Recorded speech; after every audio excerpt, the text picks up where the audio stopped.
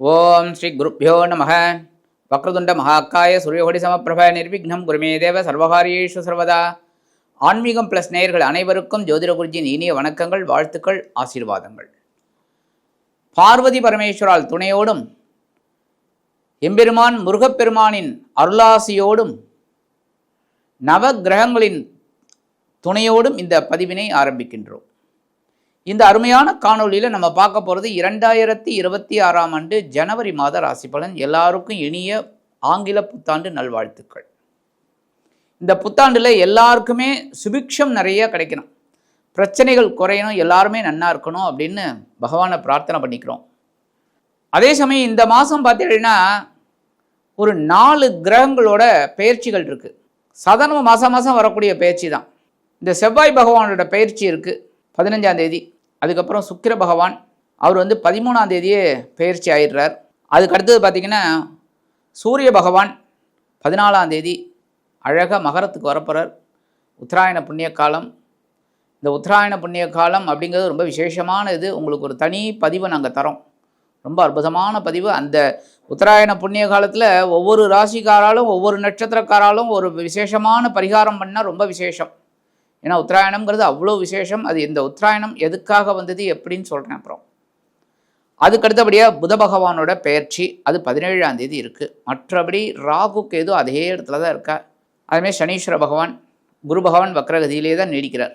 இந்த வகையில் இந்த கிரகங்களோட சுழற்சிகள் பெயர்ச்சிகள் இந்த மாதத்தில் இருக்குது. இந்த மாதத்தில் சாதாரணமாக நம்ம காலையில் எழுந்தோடனே ஜனவரி 1 ஆங்கில புத்தாண்டாகட்டும் தமிழ் புத்தாண்டாகட்டும் அந்த கோவில் தரிசனம் பண்ணுறது ரொம்ப விசேஷம். ஏன்னா இந்த ஆண்டு ரொம்ப நன்னா இருக்கணும் அப்படின்னு சொல்லி. ஆக இந்த 2026ஆம் ஆண்டு ஜனவரி மாதம் 1ஆம் தேதி அதுக்காக 12 மணிக்கெலாம் போய் நம்ம தரிசனம் பண்ணணுங்கிற அவசியமே கிடையாது. இது ஆகம விதிப்படி கிடையவே கிடையாது. காலையில் போங்க, ஒரு 6 மணிக்கு மேலே காலையில் போயிட்டு தரிசனம் பண்ணிட்டு வாங்கோ, கண்டிப்பாக நல்லதே நடக்கும். இந்த பதிவுக்கு போகிறதுக்கு முன்னாடி சப்ஸ்கிரைப் பண்ண அனைத்து இனிய நெஞ்சங்களுக்கும் எங்களது அருமையான நன்றிகள். சப்ஸ்கிரைப் பண்ணிக்கலையா பண்ணிக்கோங்க. ஏன்னா நாங்கள் போடுற பதிவுகள் இனிமேல் வித்தியாசமாக வரும். நிறைய இருக்கும். உங்களுக்கு நன்மை பயக்கக்கூடிய வகையில் இருக்கும். ஒவ்வொரு பதிவையும் ஸ்கிப் பண்ணாமல் ஃபுல்லாக பாருங்க. சில சமயம் சில பேருக்கு கொஞ்சம் போர் அடிக்கலாம். அதெல்லாம் அப்படியே ஸ்கிப் பண்ணாமல் அப்படியே பார்த்துட்டு கடைசியில் சொல்கிற பரிகாரங்களை அற்புதமாக செய்யுங்கோ. லைக் பண்ணுங்க, கமெண்ட் பண்ணுங்க, ஷேர் பண்ணுங்க. இப்போ இந்த பதிவுக்கு போகலாமா? அன்பான ரிஷபராசி நேயர்களே, இந்த அருமையான காணொலியில் நம்ம பார்க்க போகிறது 2026ஆம் ஆண்டு ஜனவரி மாத ராசி பலன். 2025 உங்களுக்கு ஓரளவுக்கு ஏற்றம் மிகுந்த ஆண்டாக இருந்தது. இந்த 2026 ஜனவரி எப்படி இருக்க போகுது? ஏன்னா இந்த மாதம் ஒரு 4 கிரகங்களோட பயிற்சிகள் இருக்குது. அது எப்படிப்பட்ட பயிற்சி அப்படிங்கிறத பற்றி பார்ப்போம். ஃபர்ஸ்ட் ஆஃப் ஆல் 7, 12 குடை அதிபதி, அதாவது உங்களது களத்திராதிபதியும் விரையாதிபதியுமான செவ்வாய் பகவான் எங்கே இருக்காருன்னா அஷ்டம ராசியில் இருக்கார். கொஞ்சம் அஷ்டமத்துக்கு வந்ததுலேருந்தே கொஞ்சம் குழப்பம்தான் உங்களுக்கு. தொழில், உத்தியோகம், நிறைய பேருக்கு உத்தியோகம் போயிடுத்து வேறு உத்தியோகம் தேடின்னு இருக்கு. சில பேருக்கு கடன் சுமை கொஞ்சம் நெருக்கடியாக இருக்குது. வட்டி கூட கட்ட முடியல. சில விஷயங்களில் எதிர்பாராத சில திருப்பங்கள்லாம் நடக்கிறது. எப்படி சமாளித்தாலும் உருண்டு விரண்டாலும் ஒட்டுறது அப்படிங்கிற ஒரு உன்னதமான நிலையை நீங்கள் சொல்கிறீங்க. ஆனாலும் குருவோட பார்வை அங்கே விழுறதுனால சமாளிக்கிறீங்க. ஏன்னா குரு பார்க்க கோடி நன்மை, குரு பார்க்கறதுனால சமாளிக்கிறீங்க. 15/1/2026 முதல் இந்த செவ்வாய் பகவான் எங்கே வரப்போறான்னு பார்த்தீங்கன்னா அற்புதமாக பாக்கியஸ்தானத்துக்கு உச்சமடைகிறார். உங்களோட களத்திராதிபதி 9ஆம் இடத்துல உச்சமடைகிறார். மாமனார் மூலமாக உங்களுக்கு ஒரு சில வருமானங்கள் வரும். அதுமே மைத்துனன் அவங்க மூலமாலாம் சில வருமானங்கள். பிதுரார்ஜித சொத்துக்கள் உங்கள் கைக்கு வரத்துக்கு வாய்ப்புகள். பூர்வீக சொத்துக்கள் இருந்த பிரச்சனைகள்லாம் குறையும். அந்த பாகப்பிரிவினைலாம் சுமூகமாக முடியும். சிறுடை பணியாளர்களாகிய காவல், இராணுவம், தீயணைப்புத்துறை, மருத்துவத்துறையில் வேலை பார்க்கும் அன்பர்களுக்கு எதிர்பார்க்கும் இடமாற்றம், பதவி மாற்றம், பதவி உயர்வு, சம்பள உயர்வு அருமையாக சேரும். இது வரைக்கும் வரவே இல்லை. ஏதோ அந்த ஃபைல் கொண்டு கொடுக்குறீங்க, மூவ் ஆகலை. இப்போ டக்குன்னு சேங்ஷன் ஆகிடும். ரொம்ப அற்புதமான ஒரு முன்னேற்றம் இந்த 15 தேதிக்கு மேலே உங்களுக்கு நல்லபடியாக இந்த செவ்வாய் பகவான் கொடுக்க போகிறார். அடுத்தபடியாக உங்களோட ராசிநாதனும் பகிர்வுண ரோகாதிபதியுமான சுக்கிர பகவான் அவரும் அஷ்டம ராசியில் இருக்கார். ஏகப்பட்ட கிரகங்கள் அஷ்டம ராசியிலேருந்து அப்படியே பாக்கியஸ்தானத்துக்கு வரப்போகிறார். உங்களுக்கு இந்த பிற்கால, அதாவது இந்த மாதத்தின் பிற்பகுதி தான் உங்களுக்கு அற்புதமாக இருக்க போகிறது, பரவாயில்லைங்கிற மாதிரி. இப்போ அந்த அஷ்டம ராசியில் வந்துட்டு குருவோட பார்வையை வாங்குறார். விலை உயர்ந்த பொருள்லாம் வாங்குவீங்க, கடன் வாங்கியாவது வாங்கிடுவீங்க. அதனால தான் அந்த கடன் சுமை உங்களுக்கு நெருக்கடியே, வேற ஒன்றும் இல்லை. கடன் வாங்கிடுறீங்க, வட்டி கட்ட கூட முடியல. ஆனால் உங்கள் வீட்டில் பார்த்தீங்கன்னா விலை உயர்ந்த பொருள் இருக்குது, சந்தோஷம். அந்த வகையில் ஒரு சந்தோஷம் தானே சுக்கிரன் உங்களுக்கு சந்தோஷத்தை கொடுக்குறார். 13/1/2026 முதல் அவர் பாக்கியஸ்தானத்துக்கு வந்ததுலேருந்து ஓரளவுக்கு நன்மைகள் உங்களுக்கு அதிகரிக்க தொடங்கும். அதேமாரி அடுத்தபடியாக உங்கள் தனவாக்கு குடும்பஸ்தானாதிபதியும் பஞ்சமாதிபதியுமான புத பகவான் எங்கே இருக்காருன்னு பார்த்தீங்கன்னா அவரும் அஷ்டம ராசியில் இருக்கார், குருவோட பார்வையை வாங்கிட்டு. ஆனால் 8ஆம் இடம் மறைவு ஸ்தானம், மறைந்த புதன் நிறைந்த லாபத்தை தான் கொடுப்பார். உங்களோட அறிவுத்திறன் மூலமாக சமாளிக்கிறீங்க.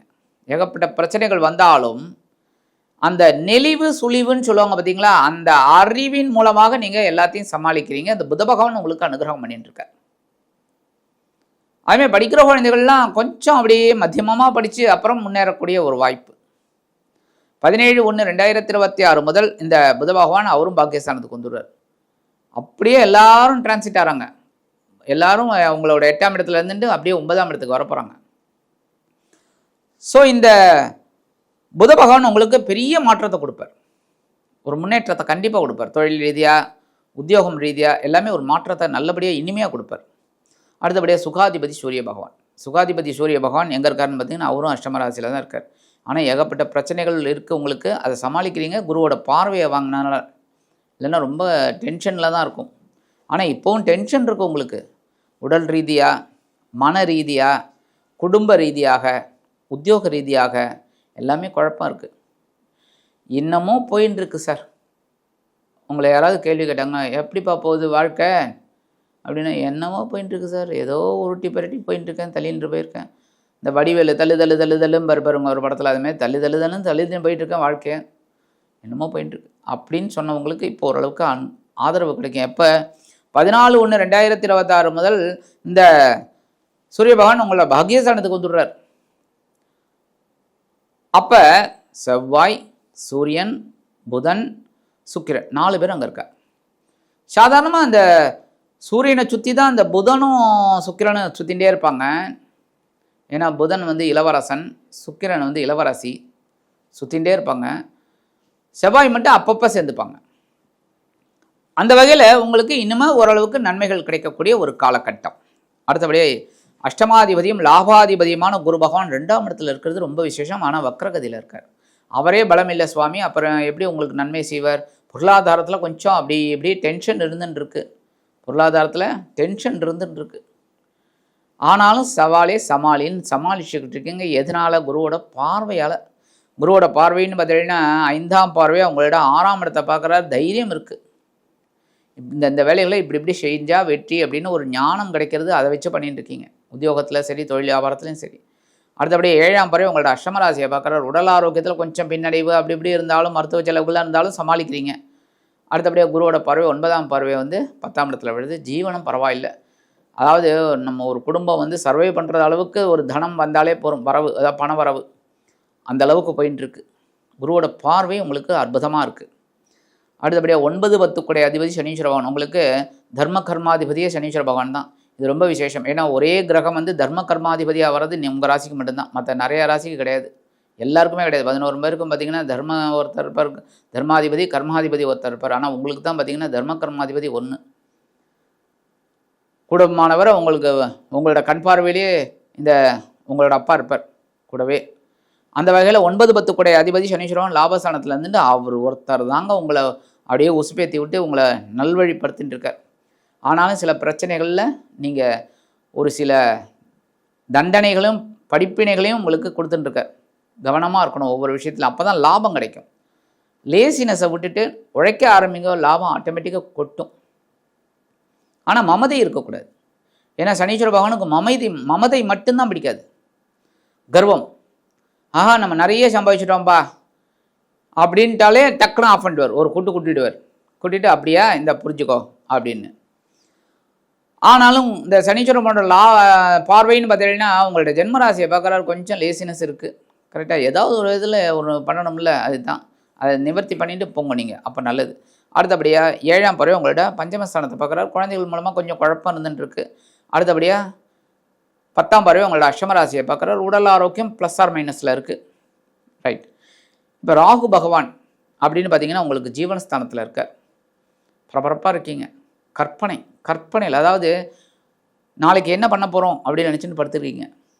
நாளைக்கு வந்து பிஸ்னஸில் நம்ம வந்து ஒரு 1 lakh சேல்ஸ் பண்ணிடணும் அப்படின்னு. ஆனால் நைட்டு அப்படியே பிரம்மாண்டமாக யோசிக்கிறீங்க. 5 லட்சத்துக்கு பிஸ்னஸ் போகிறது காலையில் எழுந்த கனவு. ஆனால் அடுத்த நாள் பார்த்தா புஷ்ஷுன்னு போயிடுது. ஏன்னா உழைக்கணும், உழைச்சா தான் காசு கிடைக்கும். கனவுல 1008 நடக்கும். ஆனால் யோகக்காரகன் லாபஸ்தானத்துலேருந்து அற்புதமாக கொடுப்பாரு. ஏன்னா குருவோட பார்வையும் வாங்கிட்டு இருக்காரு, நல்லா கொடுப்பாரு, உழைங்க. அடுத்தபடியாக கேது பகவான் உங்களோட சுகஸ்தானத்தில் இருக்கார். உடல் ஆரோக்கியத்தில் கை வச்சுட்டு இருக்கார், ஞானம் கொடுக்கறதுக்காக. ஏன்னா கேது இது பண்ண மாட்டார், ஞானத்தை கொடுப்பார். இப்படி இருந்தால் இப்படி அப்படின்னு சொல்லி நம்ம கரெக்ட் பண்ணிட்டோம்னா ரொம்ப நல்லது.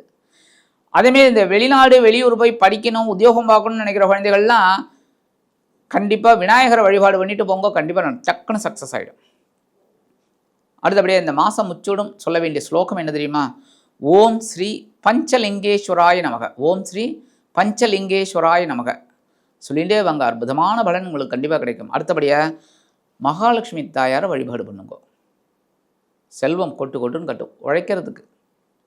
அதுக்காக டக்குன்னு கூரையை பிச்சுட்டு கொட்டாது, கரெக்டாக. ஏன்னா அப்பார்ட்மெண்ட்லாம் மேலே ஒருத்தர் குடியிருந்துட்டுருப்பார், அதனால் கூரையை பிச்சுன்னு தான் கொட்டாது, நம்ம உழைக்கணும். அடுத்தபடியாக குரு பகவான் வழிபாடு பண்ணுங்க. வியாழக்கிழமை குரு பகவானுக்கு நெய் தீபம் போடுங்க, அற்புதமான பலன்கள் உங்களுக்கு கண்டிப்பாக கிடைக்கும்.